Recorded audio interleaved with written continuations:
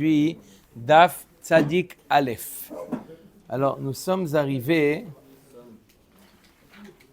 au Daf Tzadik Amoud Bet, 5 lignes avant la fin. Je m'excuse pour l'absence d'hier. Itmar. Vous l'avez? On est toujours dans le sujet de le lave de la Torah, Lotarsom Shor Bedisho.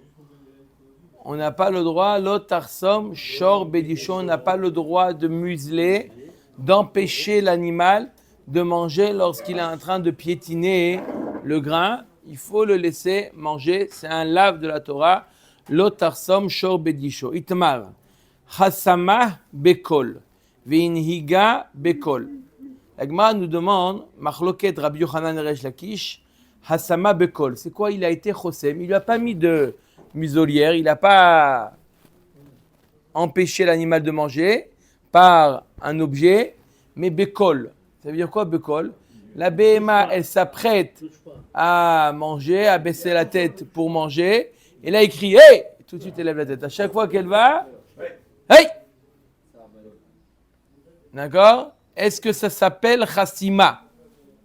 Est-ce que ça s'appelle qu'il a été chossem ota? Ou deuxième question de la Gemara, vehinhiga bekol. C'est quoi hinhiga?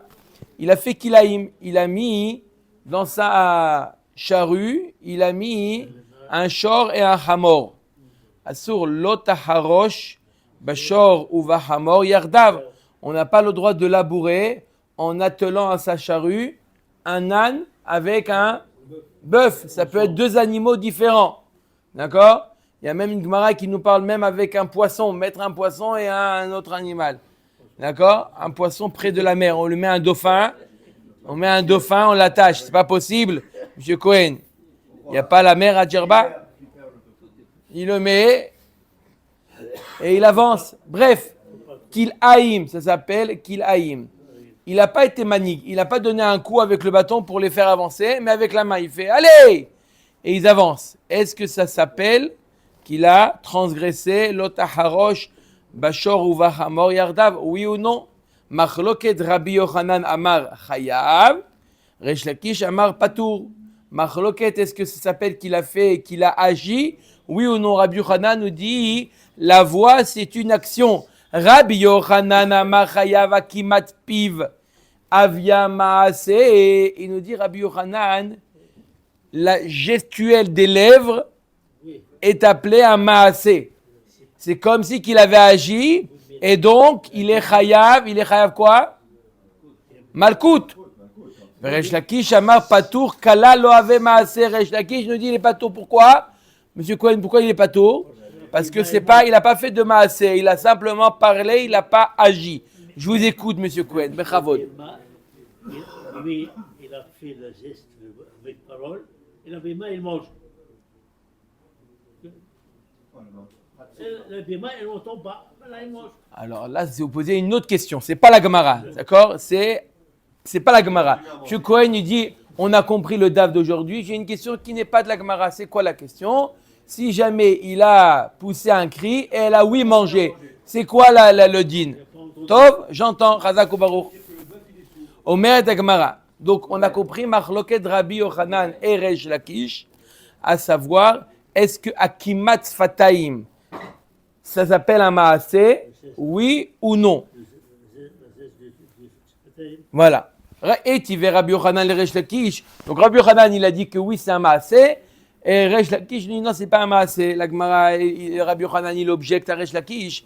Lo sh'adam rachai lehamir, el hashim hemir, mumar vesofeg et arbaim. Parashat Hashavua, il y a marqué dans la Torah que un homme ou une femme n'ont pas le droit de quoi? De lehamir, une BMA. Ça veut dire de une BMA qui était sanctifiée, réservée au Beth Amikdash.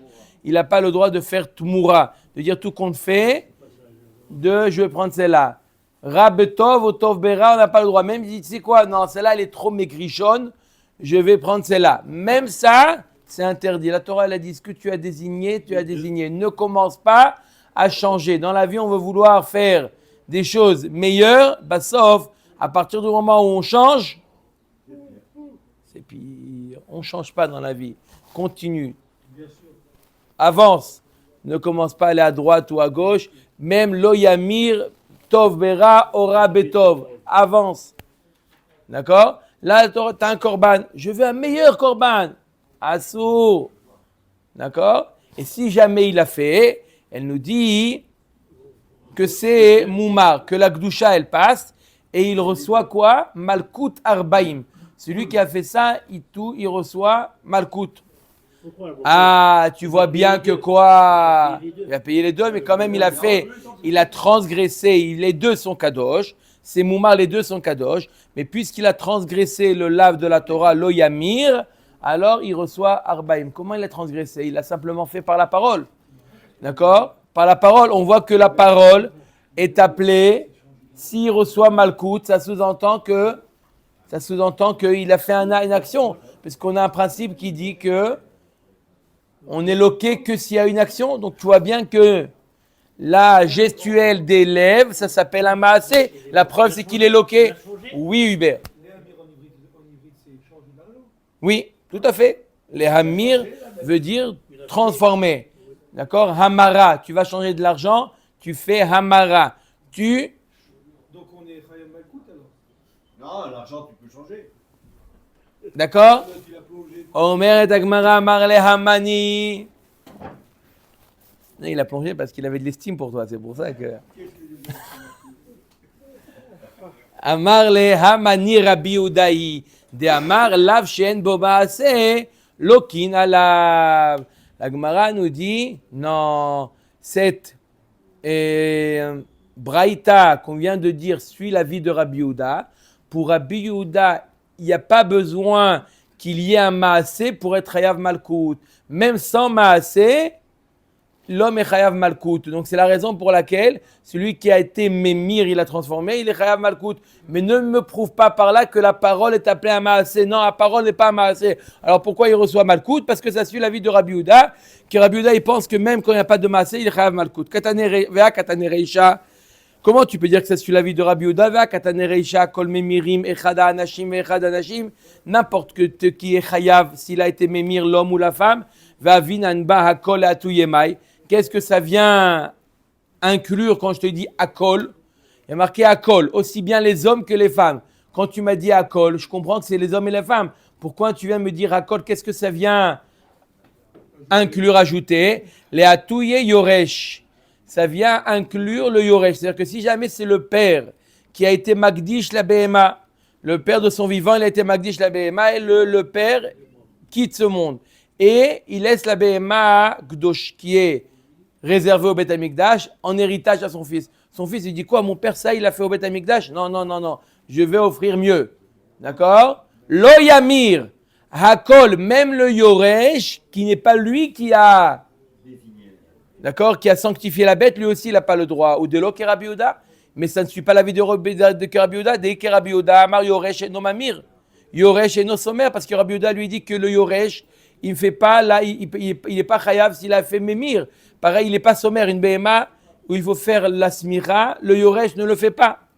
Donc tu vois bien que notre braïta ou Mishnah qu'on vient de citer, d'accord, la Mishnah dans Masechet Tmura ne suit pas l'avis de Rabbi Yehuda. Donc comment tu dis que ça suit l'avis de Rabbi Yehuda qui dit que lav she'en bo maaseh lokin alav? La Gemara nous répond haïtana savar la kavate bechada ou paligale bechada. Le Tana de cette Mishnah est d'accord avec Rabbi Yehuda sur un point et n'est pas d'accord sur un autre point. J'explique. Il est d'accord avec Rabbi Yehuda sur le fait que lav shen bo maaseh lokin alav, que bien qu'il n'y a pas de maaseh, quand même il reçoit malkout. Sur ça, il est d'accord avec l'avis de Rabbi Yehuda. Mais sur ce qu'a dit Rabbi Yehuda, que le yoresh eino memir, que celui qui, le yoresh, l'héritier, n'est pas chayav s'il a transposé la gdusha, sur ça, le Tana de la Mishnah n'est pas d'accord avec Rabbi Yehuda. Il a dit clairement Hakol Memirin, même le Yoresh, il est Memir. Donc il est d'accord sur Rabbi Yehuda sur un point, le Lav chez Enboma c'est Lokin Alav, et il n'est pas d'accord avec Rabbi Yehuda sur le din du Yoresh. Est-ce que le Yoresh, il est Memir ou pas?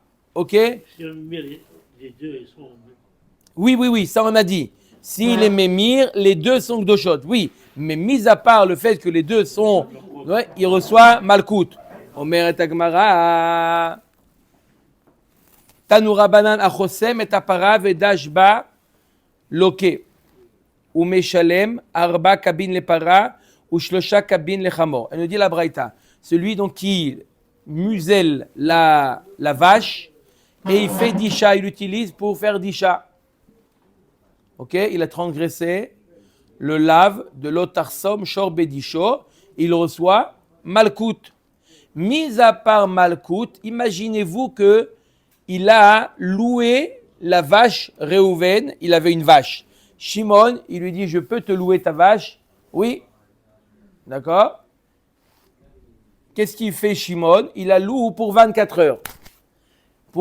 Il veut labourer son champ. Donc il va dans la compagnie de location, d'accord? Avis, location de vache. Et il dit, je te loue ta vache pour 24 heures. Qu'est-ce qu'il a fait Shimon? Il a muselé la vache de Réhouven pendant le moment où il devait piétiner le blé. Après 24 heures, il lui rentre d'Araba, il a payé, elle arrive affamée. Il dit, comment ça se fait qu'elle a si faim? Il est marqué en Torah, l'otarsam shorbedisho. Il dit, ah non, moi je l'ai muselé. Il dit, alors attends, d'abord, tu as rendez-vous au Beddin, ils ont quelque chose à te dire, d'accord? L'otarsam lave, dis-leur que tu as été ouvert sur le lave, pas dis-leur, il y a 2 témoins parce que, ok? Et mis à part ça, il doit payer au propriétaire de la bête combien? La nourriture qu'il a pas donné. Arba kabin pour la para ou shlosha kabin le hamor. Donc 3 cabines pour le hamor. Le hamor mange moins que la para, effectivement. La Gemara nous dit, comment tu peux le rendre chayav de 2 peines?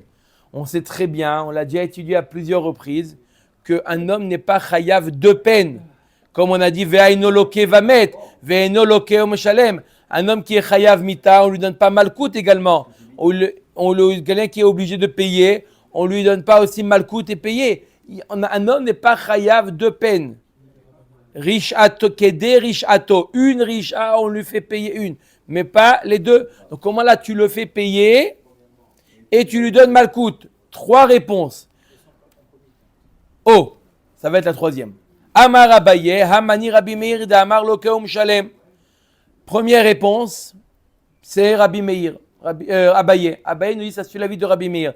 Rabbi Meir, il dit, oui, un homme, il peut recevoir malkout et payer en même temps. Donc, tout bot, on ramène l'avis de Rabbi Meir, que oui, effectivement, Rabbi Meir, il dit qu'on peut infliger 2 peines. Ok, 2e réponse. Rava Amar, il faut ajouter ici des mots. Latzet yede shamaim. Pourquoi il doit payer? Il doit payer la tzet et des shamaim. C'est vrai que nous, le Beddin, on n'est pas capable de donner les coups et de le faire payer, et les 2. Mais lui, il a toujours un devoir vis-à-vis de son ami. Son ami, il a un devoir vis-à-vis de son ami de payer la tzet yede shamaim. C'est vrai, quand on a dit enolokeum shalem, c'est le Beddin. Le Beddin ne peut pas infliger 2 peines, et de lui donner malkout et de le payer. Il donne malkout, mais le fait de le payer, la tzet et des shamaim, il est encore chayav. Comme on voit dans quoi? Etnan asra Torah va afilu baalimo. Il y a le din de etnan zona. Un homme qui est allé avec une mauvaise femme et il a payé avec un nature. Il a payé avec une vache. Un bélier, d'accord? Et l'homme, il veut approcher, la femme qui a reçu ce bélier, elle veut l'offrir en korban. La Torah nous dit, l'otavi et nanzona, t'as pas le droit d'approcher et nanzona, le salaire de la mauvaise femme, on n'a pas le droit de l'approcher au Beth Amikdash, d'accord? Maintenant, c'est un cas un peu particulier, ne vous étonnez pas, il est allé avec sa mère. Ah, tu entends ou pas? Maintenant, en tant que mauvaise femme. Et il a donc payé sa mère avec ce bélier-là. Est-ce que le bélier s'appelle Etnan Zona ou pas? Pourquoi? Pourquoi il ne s'appellerait pas Etnan Zona? Parce qu'il est déjà Chayav Mita, lui. D'accord? Kimle Bedarabamine, on lui donne la peine la plus grande. D'accord? Si maintenant, ils vont au Beddin, la mère et le fils. Il n'a pas payé sa mère. D'accord?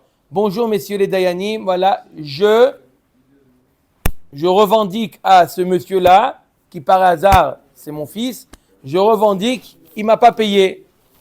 D'accord? Il a reçu des services et il n'a pas payé. Est-ce que le Beddin peuvent l'obliger le fils à payer? Non. Pourquoi? Kimle bedarabamine. On lui dit au fils, tu payes pas, mais mitat Beddin. Les deux ou Les deux.